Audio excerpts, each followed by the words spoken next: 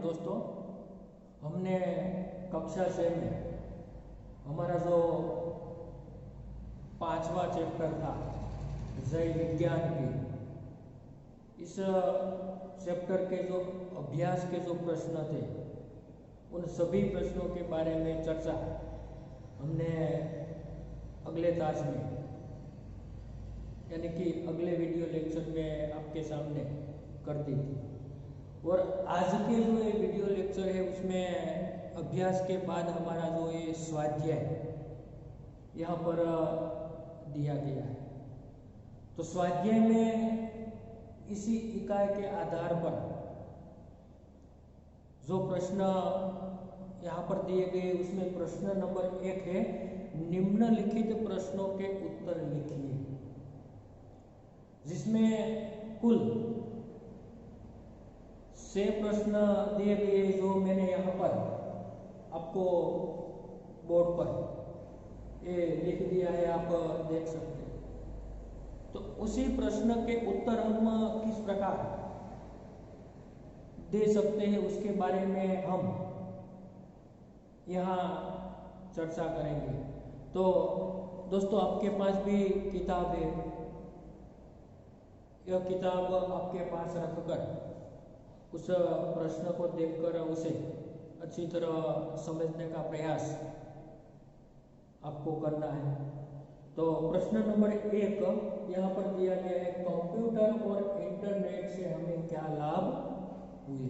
जो हमारा प्रश्न नंबर 1 है जिसमें पूछा गया है कि भाई कंप्यूटर और इंटरनेट से हमें क्या लाभ हुए, तो हम बता सकते हैं कि कंप्यूटर के आविष्कार से हम किसी भी प्रकार का जो हिसाब हो या तो किसी भी प्रकार की जो गणना हो वह हम कंप्यूटर के माध्यम से पलक झपकते ही उसे कर सकते हैं। उसके साथ एक बटन दबाकर हम हमारा बैंक में जो खाता होता है उसकी सारी की सारी डिटेल हमारे सामने इंटरनेट के माध्यम से, कंप्यूटर के माध्यम से आ जाती है। इसके अलावा हम बस या तो रेलवे में अपना टिकट बुक भी कंप्यूटर के द्वारा, इंटरनेट के माध्यम से करवा सकते हैं।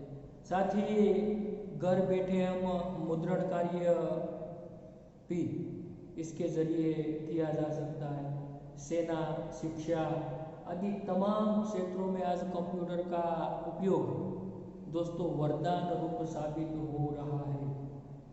तो हम कह सकते हैं कि इंटरनेट हमारे लिए जानकारी का एक सबसे बड़ा भंडार है और इसमें किसी भी क्षेत्र में संबंधित पूरी की पूरी जानकारी हम इंटरनेट के माध्यम से, कंप्यूटर के माध्यम से हम प्राप्त कर सकते हैं। तो इसी प्रकार ये जो प्रश्न नंबर 1 है उसका उत्तर आपको देना है।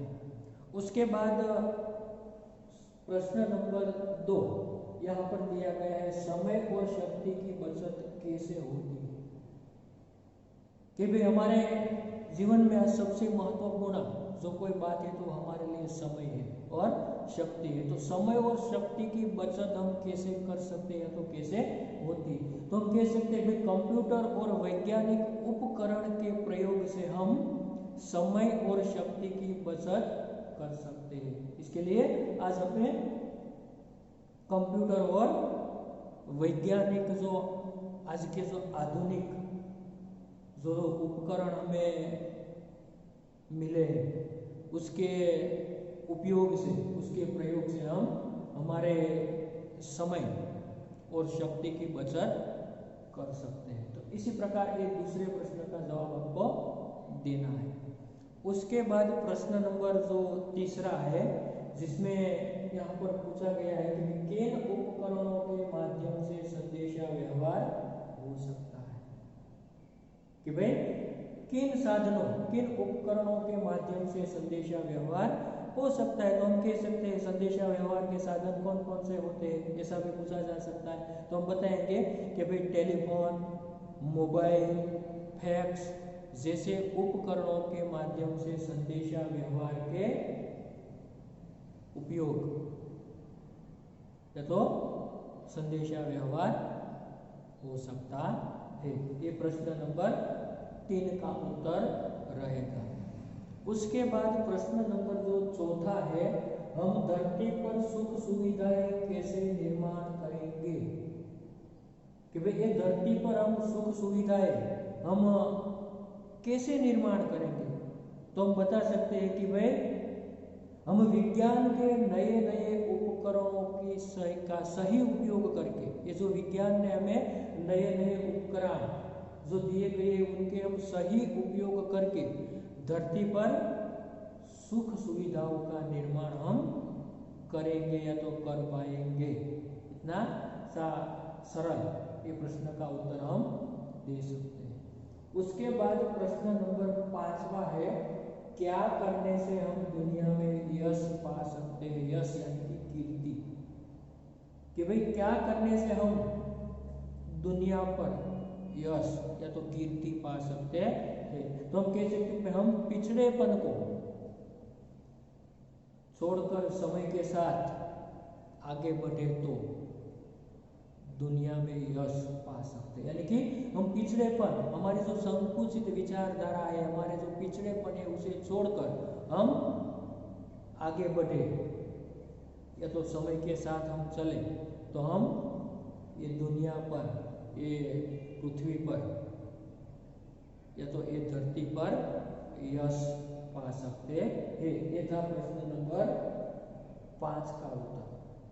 उसके बाद प्रश्न नंबर 6 यानी कि ये अंतिम प्रश्न का उत्तर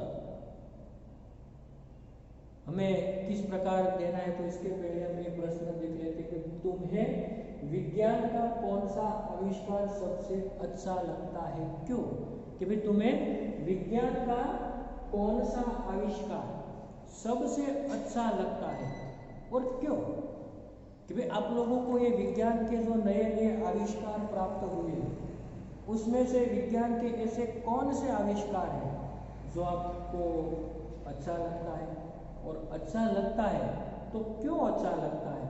तो उनके बारे में हम कह सकते हैं कि भाई हमें टेलीविज़न का आविष्कार सबसे अच्छा लगता है, क्योंकि यह तरह तरह से हमारा मनोरंजन करता है। और इसके अलावा मोबाइल को भी कह सकते हैं, कंप्यूटर का आविष्कार के बारे में भी बता सकते हैं। वह आप अपनी अपनी विचारधारा के आधार पर ये प्रश्न का उत्तर दे सकते हैं, क्योंकि ये प्रश्न आपको इसी प्रकार पूछा गया है कि तुम्हें विज्ञान का कौन सा आविष्कार अच्छा लगता है। तो इसमें सभी बच्चों की, सभी छात्रों या तो विद्यार्थियों की पसंद या तो चॉइस अलग अलग हो सकती है।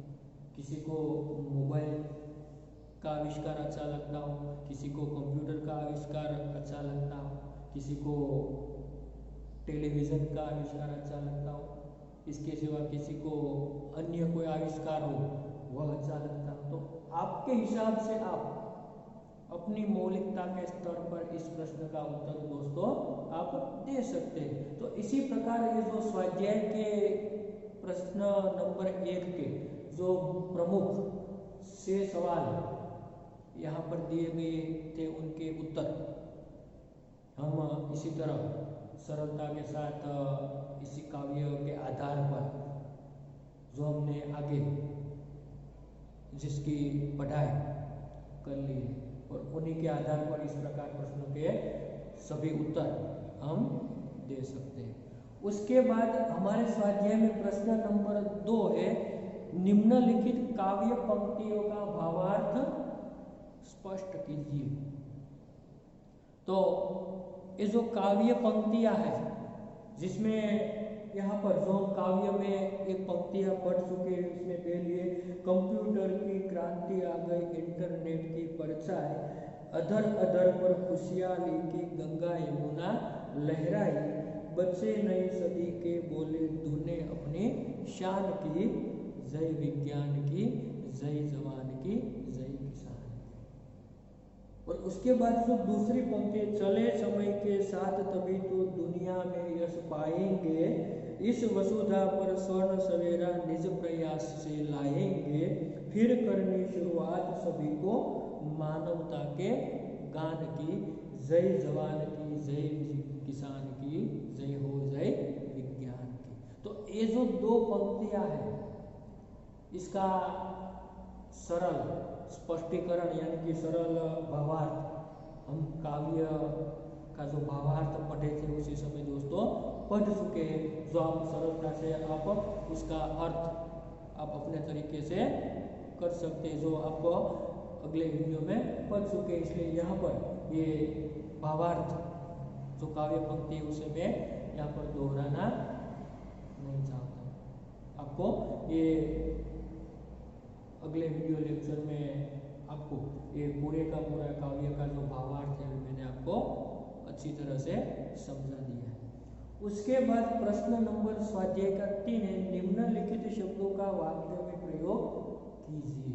तो यहाँ विज्ञान संबंधित कुछ शब्द आपकी किताब में दिए गए, जिस शब्दों का प्रयोग करके आपको वाक्य बनाना है, जो मैं आपको यहाँ बोर्ड पर ये वाक्य बनाकर आपको समझा देता हूँ, तो लिख देता हूँ, तो आपको भी अपनी बुक में इस वाक्य को लिख लेना है, तो नोट कर लेना है।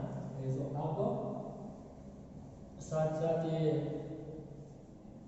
इन शब्दों का प्रयोग करके आप अपनी बुक्स में उन्हें लिख लीजिए। तो कुल मिलाकर 5 शब्दों का यहाँ प्रयोग किया गया है, जो प्रश्न नंबर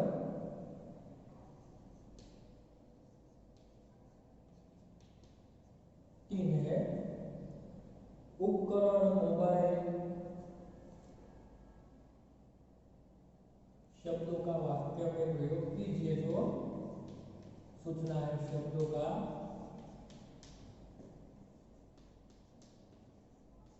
वाक्य में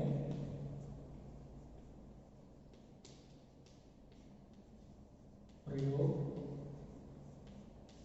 कीजिए। तो पहला शब्द यहाँ पर है उपकरण।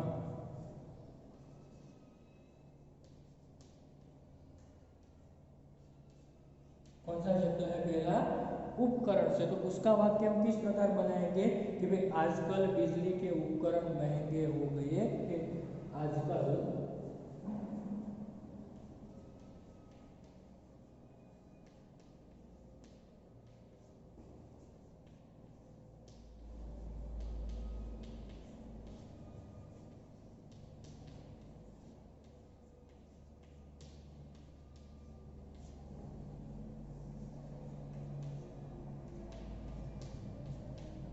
महंगे हो गए।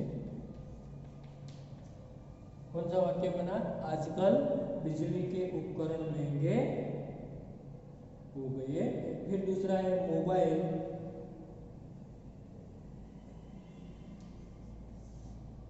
दूसरा उपकरण क्या है? मोबाइल। तो उसका वाक्य हम बनाएंगे, मेरी दीदी ने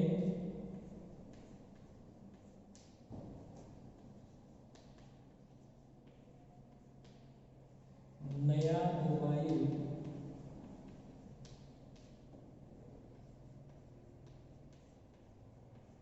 खरीदा है। ये दूसरा वाक्य यानी कि उसके बाद तीसरा शब्द है कंप्यूटर।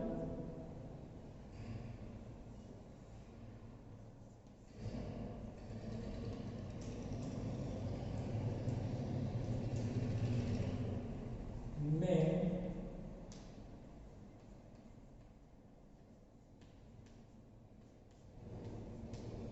कंप्यूटर से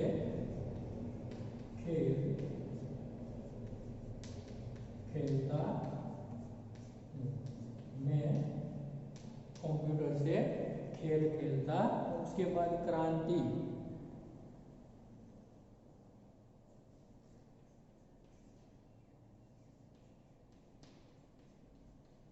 वाक्य बनेगा बिजली के आविष्कार से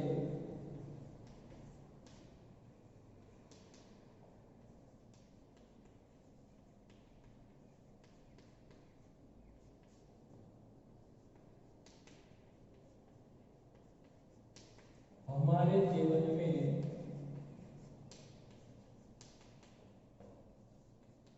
क्रांति आ गई है। और अंतिम शब्द है पांचवा खुशहाली। तो खुशहाली में क्या कहेंगे?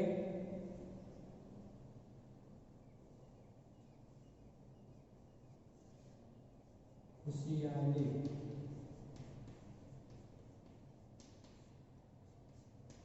तो वाक्य बनेगी नई गाड़ी आने पर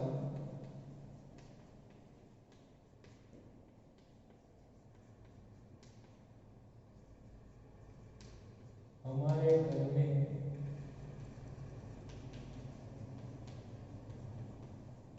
खुशहाली छा गई। नई गाड़ी आने पर हमारे घर में खुशहाली छा गई। तो दोस्तों ये जो 5 शब्द यहाँ पर दिए गए, उपकरण, मोबाइल, कंप्यूटर, क्रांति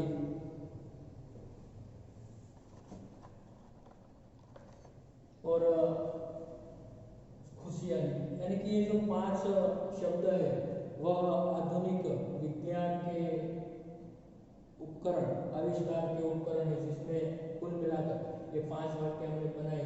यानी कि उपकरण तो आजकल बिजली के उपकरण महंगे हो गए, यानी कि इसमें उपकरण शब्द का हमने प्रयोग करके वाक्य बनवाया। दूसरा वाक्य है मोबाइल में से, तो मोबाइल शब्द का प्रयोग क्या हुआ है कि मेरी दीदी ने नया मोबाइल खरीदा है। तीसरा शब्द है कंप्यूटर, तो मैं कंप्यूटर से खेल खेलता हूँ, यहाँ पर कंप्यूटर शब्द का हमने प्रयोग किया। उसके बाद क्रांति शब्द है, तो बिजली के आविष्कार से हमारे जीवन में क्रांति आ गई है। और अंतिम शब्द है खुशहाली, तो नई गाड़ी आने से हमारे घर में खुशहाली छा गई। अर्थात ये 500 शब्द का हमने यहाँ पर उपयोग करके, प्रयोग करके भिन्न भिन्न वाक्य बनाने का प्रयास किया। इसी प्रकार दोस्तों आप भी उदाहरण के आधार पर अन्य जो वाक्य आप बना सकते हैं। उसके बाद जो प्रश्न नंबर 4 यानी कि अंतिम प्रश्न है, चित्र देखकर अपनी कॉपी में वाक्य लिखिए। जो यहाँ पर आपको आपकी किताब में कुछ चित्र दिए गए हैं, जो पेज नंबर 27 के ऊपर, तो ये चित्र देखकर अपनी कॉपी में वाक्य लिखिए। यानी कि कुल मिलाकर 12 चित्र यहाँ पर दिए गए। इसमें पहला चित्र हम देख सकते हैं, तो ये आपको चित्र के आधार पर जो स्वाध्याय का प्रश्न नंबर 4 है, चित्र देखकर अपनी कॉपी में लिखिए, तो ये आपका होमवर्क है, जिसमें आपको कुल मिलाकर 12 वाक्य, जो 12 वाक्य यहाँ पर चित्र के आधार पर आपको बताना है। तो पहला चित्र में क्या है, लड़का पढ़ रहा है। दूसरा चित्र में मोर नाच रहा है। तीसरा चित्र हम देख रहे हैं, लड़की दौड़ रही है। चौथा चित्र में लड़का पानी पी रहा है। पांचवा चित्र लड़का स्नान कर रहा है। छठा चित्र है लड़का कूड़ेदान में छिलके डाल रहा है। छिलके यानी कि जो केले के छिलके वह लड़के कूड़ेदान में डाल रहा है। उसके बाद सातवां चित्र है लड़का क्रिकेट खेल रहा है। आठवां चित्र है जो धोबी कपड़े भी धो रहा है। साथ ही नौवां चित्र है लड़का बीमार, यानी कि लड़का बीमार लड़के को पहिए वाली कुर्सी पर बिठाकर ले जा रहा है। और 10वां चित्र है बालक सो रहा है। 11वां चित्र है फेरी वाला साग सब्जी बेचने जा रहा है। और अंतिम चित्र में लड़का पौधों को पानी दे रहा है। यानी कि स्वाध्याय के प्रश्न नंबर 4, चित्र देखकर अपनी कॉपी में वाक्य लिखिए। ये आपको होमवर्क में लिखकर आपको गूगल फॉर्म में उन्हें सबमिट करना है। और उसके बाद योग्यता विस्तार में कुछ शब्द आपकी किताब में दोस्तों दी गई है, जिसका आपको उसे देखकर अध्ययन करना है। टेलीफोन तो उसे हिंदी में आप क्या कहेंगे? दूरभाष। मोबाइल तो भ्रमणभाष। कैलकुलेटर को हम क्या कहेंगे? गणन यंत्र। कंप्यूटर को संगणक। टीवी को दूरदर्शन कहा जाता है। फिर रेडियो को आकाशवाणी हिंदी में बोला जाता है। टेप रिकॉर्डर को हम ध्वनि मुद्रण यंत्र कहेंगे।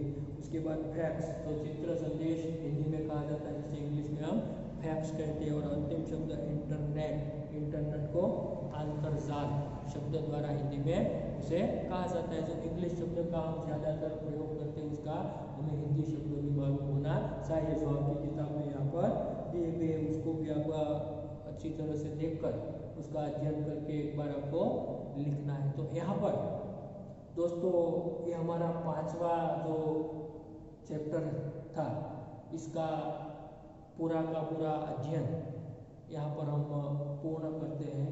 और साथ ही होमवर्क में आपको जो प्रश्न नंबर 4 है, उन्हें आपको भूले बिना गूगल फॉर्म में आपको लिखकर ये